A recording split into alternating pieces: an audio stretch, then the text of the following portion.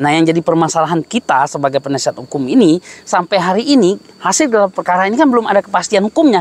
Apakah bisa dinaikkan ke tingkat sidik atau dihentikan? Nah, ini yang harus kita pertanyakan langkah kita ke depannya. Gitu.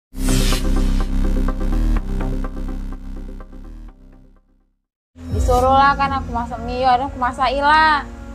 Nah itu disuruh dia makan. Nah disuruh makan lah, ada itunya dia tuh narik tangan aku tidak lah dipaksa terus ditariknya. Nah ada itu ditariknya lagi, diseretnya ke kamar dia.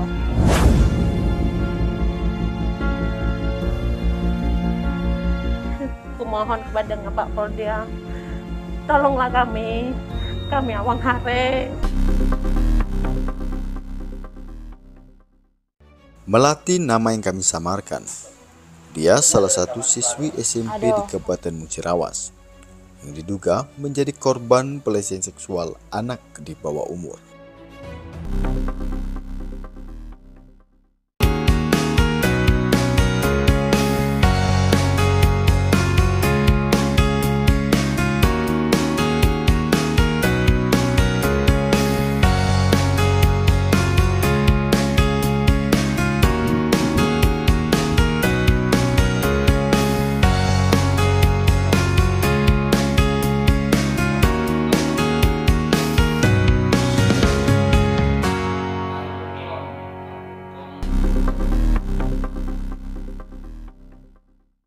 Gimana Pak hasil tanggapan dari PPA pada hari ini Pak?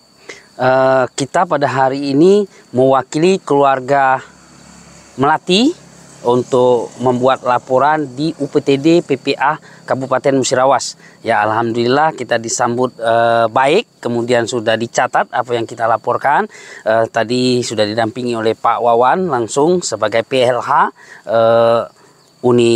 UPTD PPA Kabupaten Musirawas, dan telah dicatat laporan kita dan akan dibantu, artinya berkoordinasi kepada pihak Polres supaya perkara ini segera ditindaklanjuti supaya ada kepastian hukum. Dan kemudian yang paling utama dari PPA ini, dari UPTD PPA Kabupaten Musirawas ini melakukan pendampingan terhadap korban dan akan memberikan bimbingan psikologis, arti pendampingan psikologis terhadap korban. Nah inilah yang kita butuhkan dan yang kita harapkan kepada UPTD PPA Kabupaten Musirawas. Dan mereka sudah siap dan kita telah memberikan data-data, kemudian telah memberikan nomor kontak keluarga supaya dari PPA bisa menghubungi langsung. Kemudian kita telah memberikan juga alamat dan nomor kontak di mana tempat Melati ini bersekolah. Gimana langkah selanjutnya? Langkah kita selanjutnya setelah berkoordinasi dengan pihak UPTD PPA Kabupaten Musirawas ini, kita akan menyambangi atau mendatangi unit PPA Polres Musirawas, atau mungkin kita akan ketemu dengan Kapolresnya langsung untuk membahas permasalahan ini tentang kepastian hukum. Di mana mangkraknya, masa sudah 8 bulan membuat laporan hanya sekali mendapatkan SP2HP. Udah sebatas mana nih Pak? Nah, setelah kita baca ya, setelah kita lihat SP2HP-nya sudah melakukan lidik, berarti masih tahap lidik dari saksi-saksi termasuk saksi korban, tapi kita tidak tahu apakah sudah dipanggil tersangka atau terlapor. Nah, kemudian kita diberitahu akan menunggu hasil gelar perkara. Nah, yang jadi permasalahan kita sebagai penasihat hukum ini, sampai hari ini hasil gelar perkara ini kan belum ada kepastian hukumnya. Apakah bisa dinaikkan ke tingkat sidik atau dihentikan? Nah, ini yang harus kita pertanyakan langkah kita ke depannya. Gitu.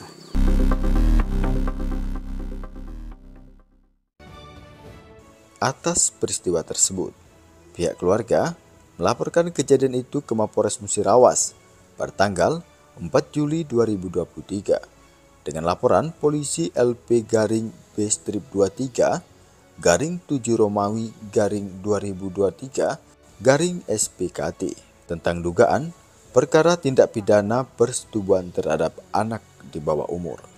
Sebagaimana yang dimaksud pada pasal 81 Undang-Undang Republik Indonesia Nomor 17 Tahun 2016 tentang penetapan Peraturan Pemerintah Pengganti Undang-Undang Republik Indonesia Nomor 1 Tahun 2016 tentang perubahan kedua Undang-Undang Republik Indonesia Nomor 23 Tahun 2000 tentang perlindungan anak. Namun meskipun sudah dilaporkan ke pihak aparat penegak hukum demi mendapatkan keadilan, namun pelaku sampai saat ini masih berkeliaran bebas dan diduga tak tersentuh hukum sedikit pun. Hingga kasus ini menjadi sorotan dan pertanyaan publik.